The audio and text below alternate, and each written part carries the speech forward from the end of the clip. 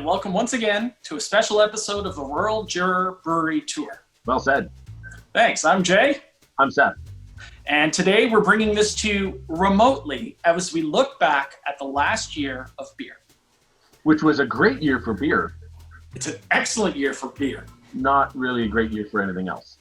Including your liver. So, we're going to be categorizing different kinds of beer and then sharing what we really liked in each category. And our first category is dark beers. So for those, we're looking at porters, we're looking at stouts and dark lagers, basically anything that was a dark color. Yeah. Do you want to go first with yours? Sure. My favorite was actually early on in the show, episode 5, I think. Okay. We actually recorded it at night because it was the dark episode. And it was the Rusty Wrench Night Shift Milkshake Coffee Stout. Good, right? Oh, Rusty Wrench from Strathroy. And just a fantastic beer. Really creamy, really nice and dark roast. Oh, excellent. Not too much coffee, just excellent. And you're not much of a coffee fan, so No, kind of perfect. Absolutely. It was just the perfect amount of coffee and roast in there for me. And it's in a small can. I shouldn't say hate. I don't like great big tall boys. I really like just little cans. It's just, for me, the perfect amount of beer. Anything more than that, and I start just getting full after I have 1. See, I'm not as much of a fan as the small cans. I like my cans big.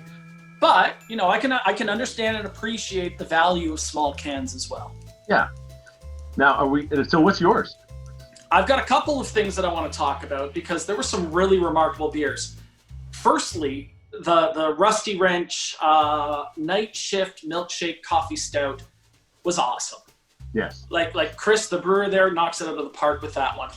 And I'd be remiss if I didn't talk about, from the Dessert Beers episode that recently aired, the Salted Caramel Porter from Waterloo Brewing, because that was just a revelation. Yeah, you're right. That's an excellent beer too. You're right. Such a good beer. And it kind of pushes the boundaries because it's obviously a flavored beer, but it was dark. It was a porter. Yeah, absolutely. It qualifies. Absolutely. But I have to say my favorite dark beer of the year was Cowbell Brewing's Oatmeal Vanilla Black Lager. That was amazing. Yeah, the only reason that isn't my number 1 is because it's really hard to get, and the only time you can get it is either in a multi-pack right now. So if they made that as a standalone that we could just go and get, absolutely, that would be my favorite. But right now, it's just that part is just so hard to get that can of beer. And it's even harder to get the Night Shift from Rusty Wrench because they haven't made that since that first run. No way, really? Yeah. Oh wow. It might come back. We'll see. I still have a couple of those cans. So, do you? Yeah. They're so good, man. Yeah, we should try drinking them. I think we should try drinking them. Awesome.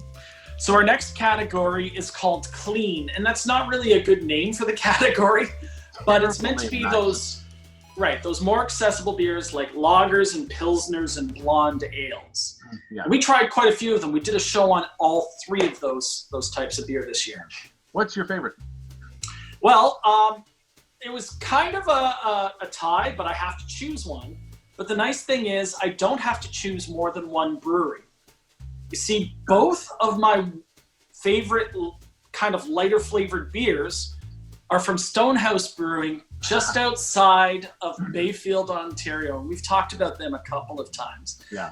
Their Bavarian Lager and their Czech Pilsner. Yeah, their Pilsner for me is excellent, yeah. Yeah, and the Pilsner is the one that wins out for me. But both of them are rich and flavorful and yet totally approachable and easy to drink. They kind of hit every mark that me as a craft beer drinker would want them to hit. Excellent beers. Yeah, you bet. How about you? For me, this one is a hands down winner. Now, this episode actually hasn't aired yet. It's going to air in the next little while, but we recorded it a while ago. It's in a variety pack number 3, that episode, and it's the Citra Blonde from Curly Brewing. It is a really good beer.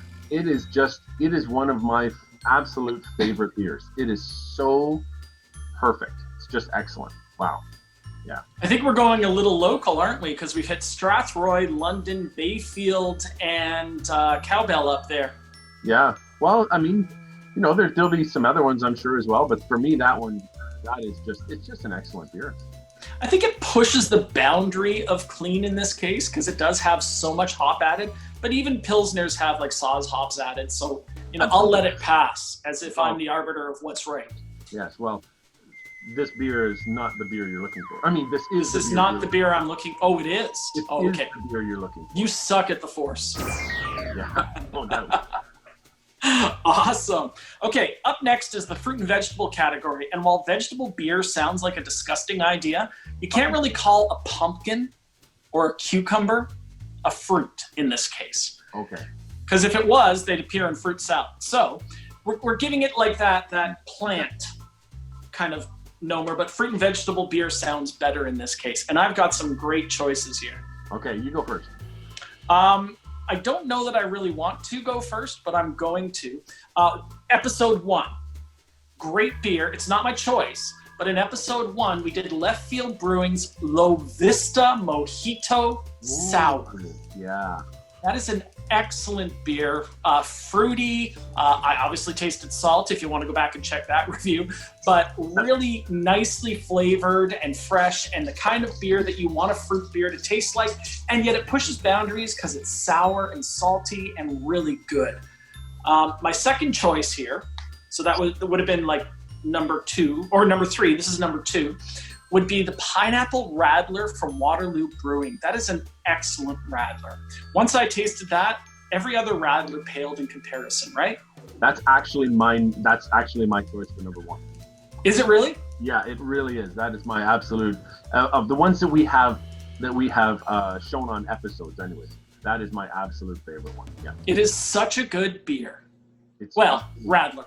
But still, I'm really glad that you brought that one to that conversation because it was excellent. There's another beer on that episode that's going to make an appearance later for me, but we'll let the fans tease that one out as we go. But I got to tell you, you are going to be so upset with my number 1 choice for fruit or vegetable beer for the year because this beer covers both a fruit and a vegetable. And it's Nickelbrook's Cucumber and Lime Goza. That's a fucking terrible beer. That is an amazing beer experience. And you know me. You know that I'm looking for something that's unique and something that's impressive. And when I tasted that beer, the lime and the cucumber, they were both so present, and the sour, obviously from your reaction or overreaction, was so potent and profound. It was an exquisite experience. And maybe my perceptions are a little tainted because of your reaction and how much of a reaction you had to that. But that is my choice for the number 1 fruit beer for me. That's a garbage choice. That's a terrible choice. Like, you say you want something unique. If a fork looks like this, it's unique, but it's not fucking usable.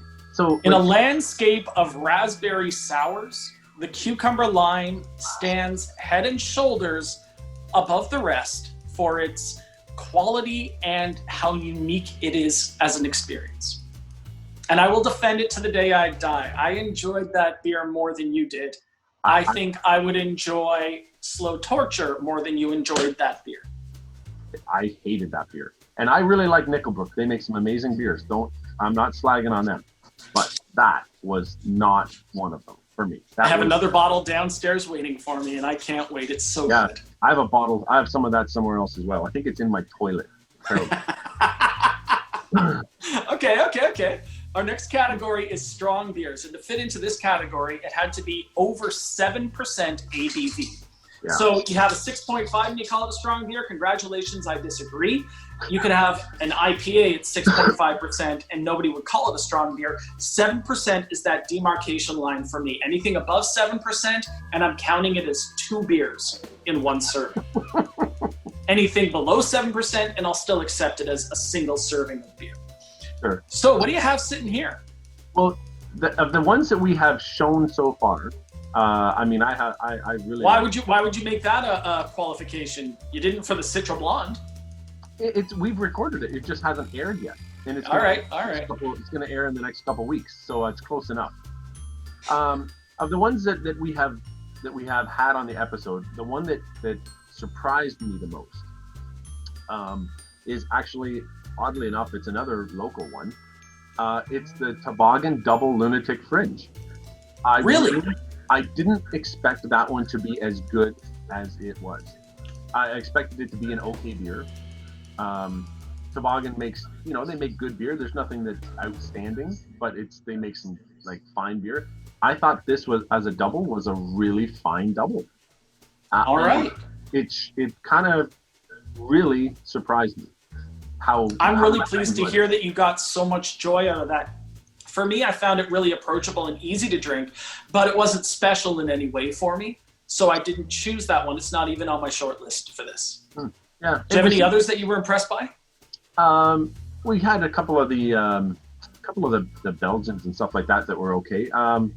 That to me was the one that surprised me the most, I think. So as much as I enjoyed the others, I think I enjoyed this one maybe a bit more, just from the idea of that it surprised me in a positive way. Okay, cool. So for me, I'm going to give special mention to the Sons of Kent Scotch Ale. Well, which is to surprise me so much with such a powerful beer that doesn't go down as a powerful beer, and yet it's rich in flavor. Like it's 10% ABV. This one's a knock you on your butt beer. Yeah. But it tasted so well crafted. It didn't have any boozy finish. It had so many subtle flavors to it. I was really impressed. But it's not my choice for the best strong beer of the year. And my choice for the best strong beer of the year is Flying Monkey's Paranormal Imperial Pumpkin Ale. Yeah. It was over 10%, but so many spices and flavors. Pumpkin beer that actually tasted like pumpkin. Imagine that compared to the others. But it had all of that. It had a kick you on your butt boozy finish though. And I tossed these two around in my head for a while, trying to figure out which one was going to be my choice. But that Flying Monkey's experience is just, it edged out the Scotch Ale just because it had so much depth to it. Yeah. Now we should probably get to the IPAs. Speaking of Sons of Kent. So IPAs, I like all beers. IPAs, especially in the craft beer market, that's the big one right now. And I had two that we aired that were my two big ones. I would have to say my number two is the Bellwoods Roman Candle. Okay. Today, it's just such a solid beer. It's just always been great. It's so nice to get it in cans and be able to get it, all around instead of just at Bellwoods in Toronto. Yep. Really nice to get that, especially locally. But my number one has to be the Sons of Kent Juice Box. Such a good beer. It is. There's a lot of people that have made, juicy IPAs, but for me, it is outstanding. It really. You're going all the way back to episode 3 for that one. Wow. Yeah, it's like 2 or 3 or something like that. Or 2. Yeah, it was 2. It's a long way back, but that one for me, it's just hands down. It's my go-to juicy beer. Yeah. I cannot disagree with you on that, but I'm going to. But I can't disagree with everything you just said there. It is such a good beer. It's juicy, it's hoppy, it's bitter, it's hazy. It's all of the things that you hope a beer like that would taste like, and it's even better than that. But it was slightly edged out for me by Curly's Westworld IPA. If only because the hazy IPA market is so saturated now. Mm-hmm. And then that Westworld comes along and it kind of separates itself from the pack a little bit because it does choose to go West Coast instead of East Coast and hit those piney flavors, hit that resin, more hop presence, less juice to offset that hop. It is unabashedly a hoppy IPA. So that's why I chose that one, but I can't disagree about Juice Box. It is such a good beer. Yeah, absolutely. Yeah. All right, what's up next? Oh, the Dark Horse category. So let me explain this category for a minute. It's not a good name for a category. Yeah, neither is clean, but regardless. Yeah. Hey, whatever. We're just throwing this together. It's all good. So the dark horse category could either be something that doesn't fit the previous categories, or like a unique beer that, I don't know, tastes like banana bread. Or lime garbage. No, that fit the category quite well, thank you. Or it's a reproduction of a previous category that we just thought needed recognition. So what's your dark horse winner for this one? This one is a beer that I get and drink quite often. It's one of my go-to beers when I go to the fridge. I always have some on hand, and it's great. And it's nice because it's truly my local brewery, and it's the Patina by Storm State. And that's the red ale, isn't it? It's their red ale. It is just, for me, it is just a really nice, drinkable beer. It's all around exactly what I want. It's got some malty, a little bit of sweetness. There's just everything in there that I want. Okay. If I'm looking for something that's not like a clean, lager or a juicy IPA or a stout, if there's something that I want something else, that is my go-to beer. It's an easily accessed, everyday beer that's full of flavor, and it's a really good one. I can't disagree with your choice there.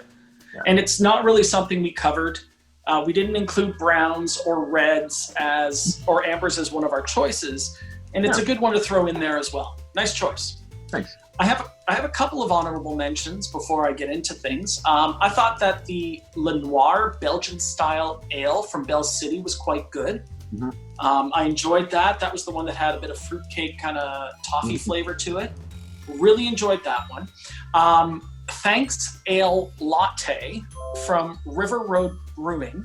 That was on our flavored ales episode, and it tasted like coffee. And everybody knows that I like me some coffee. And it wasn't a Jürgen, but still. Yeah, that's right. I do remember that one. Yeah. I got one more runner-up, and then I'll get to my winner. But the Winter Holiday Cheers Spice Beer from Big Rock Brewing, from our Winter Beers episode.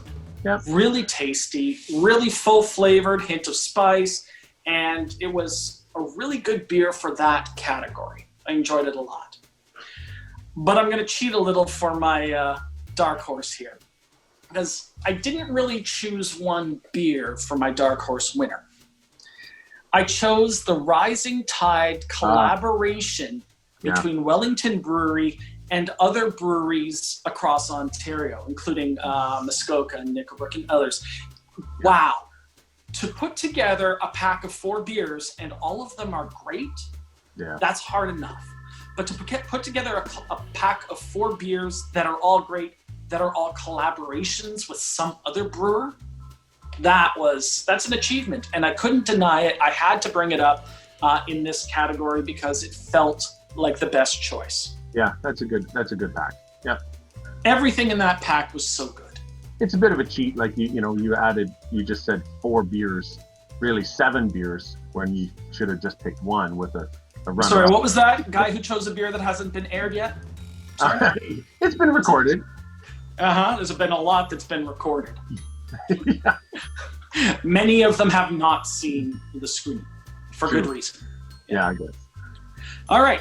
We have another category here. It's outside of the show favorite. So this is a beer that we love, that we didn't do on an episode this year. And that's not to say it won't make an appearance next year or going forward, but we just didn't get to it this year. It didn't fit what our agenda was at this time. Yeah. So what do you have for that?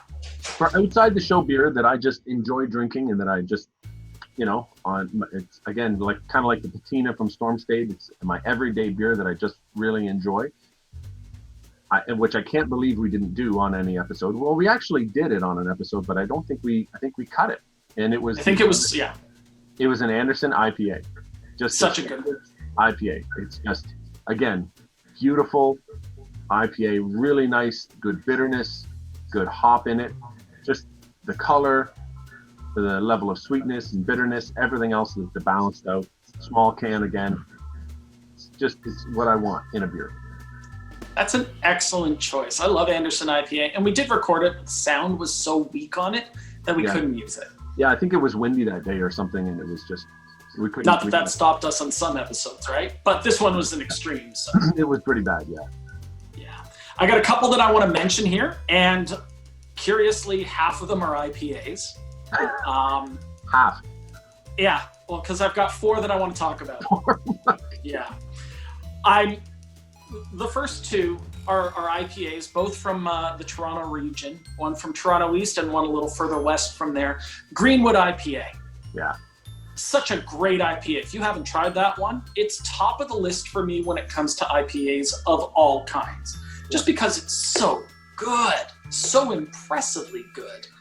And now you can get it at the LCBO, so it's easy to access as well. It's delicious. Yeah. The second one is Cactus Head IPA from Blood Brothers Brewing in Toronto. Oh, yeah. And to me, like, they're both right here. I think Greenwood edges it out just personally because it's not quite as in your face. It's a little better crafted beer, but Cactus Head is just delicious. Juicy and hoppy and bitter and wonderful. All the things I like in IPAs.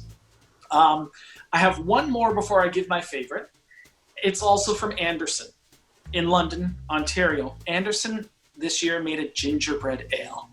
Oh my gosh, it is so tasty, and it was perfect in late November, early December for that kind of get you in the holiday spirit taste that you might want to get from a holiday beer. Actually, Seth and I were going to do an episode on ginger beers. Not ginger beer, but beers that have ginger in them. That's right. We had 2, and it was lined up to do 2 more, and everything fell through, and we weren't able to. Yeah. But we would have featured that. But I have to tell you, my favorite beer experience this year is no longer available. But interestingly, it's not far from where either of us live. Stormstade Brewing this year decided to try some more aggressive ABV in their beer. And my favorite experience for this year was Super Shook Sour. Oh, yeah. Oh my gosh, drinking that the first time, It was just extraordinary. They have had probably a dozen different kinds of their Shook Sour, and each kind is basically the same formulation, but they throw different fruit into it to give it a different flavor. This one was like tangerine and apricot, and it was incredible. And they just released a red berry version that I can't wait to try. I haven't had it yet, but that was my favorite experience of the year. Super Shook from Stormstade. I think I still have a few of those cans. Every time those come out, I go and buy a bunch. We need to talk. We need to spend some time together. Talk to the province. Yeah. All right. Here's one that I'm really excited for. What's the worst beer we had this year? There's no question. Everyone knows what my worst beer was. Everyone knows. Which is maybe why I chose it for my favorite when it came to that category. Go ahead. There's no question. It was the Nickelbrook Cucumber Lime Goza. It's just a terrible beer. I just don't like it at all. There's nothing about it that I like. It's too salty. It's too cucumbery. Who wants to fucking drink a cucumber? Like, if I wanted to drink a cucumber, I'd buy a juicer and I'd go running. And I don't want to do any of that stuff. All right. And no, nobody's surprised by that. Nobody whatsoever. No. All right. What was yours? I have 3 that I've been considering are really god-awful beers. Obviously, the beer that shall not be named. Yeah. Molson makes a beer that I will not say the name of, but it is a very patriotic name, and I'm just not going to name it. It's disgusting. Then Ramblin' Road's Country Pilsner. Yeah. It tasted like water.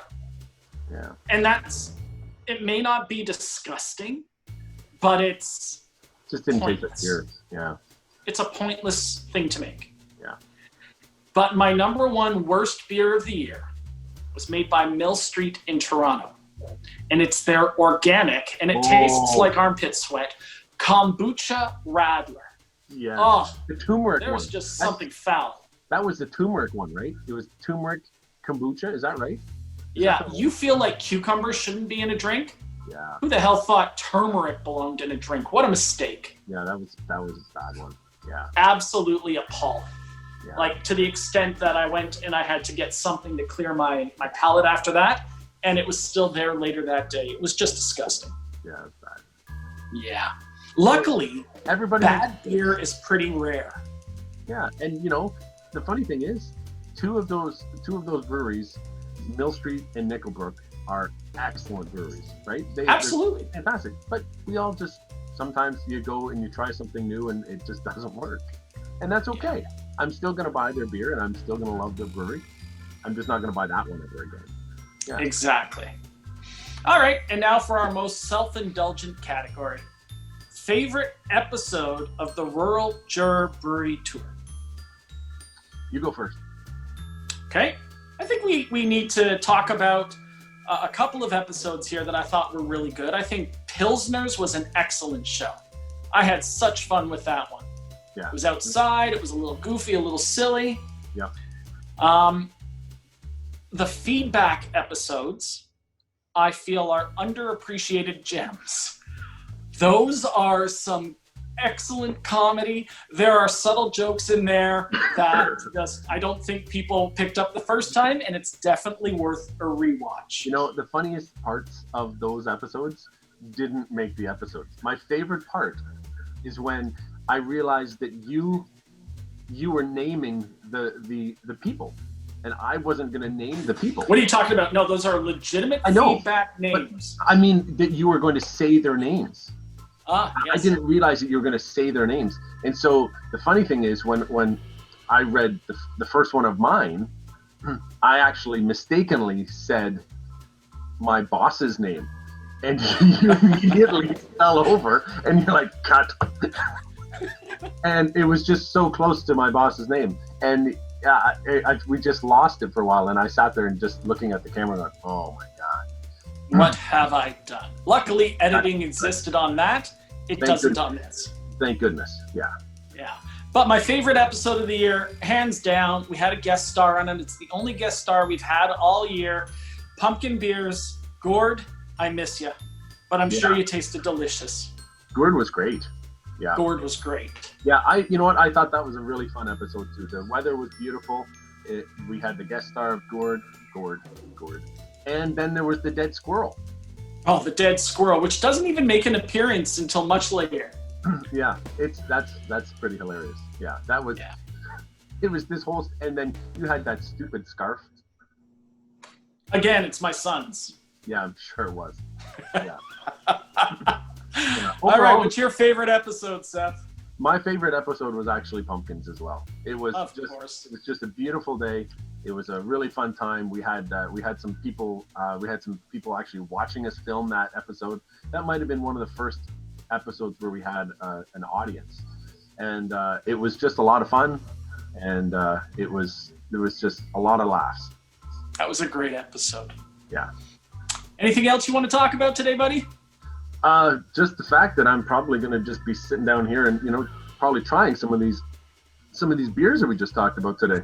A lot of research, yeah. It takes a lot of work to bring to them the quality of programming that they've become accustomed to. So we're gonna have to do something.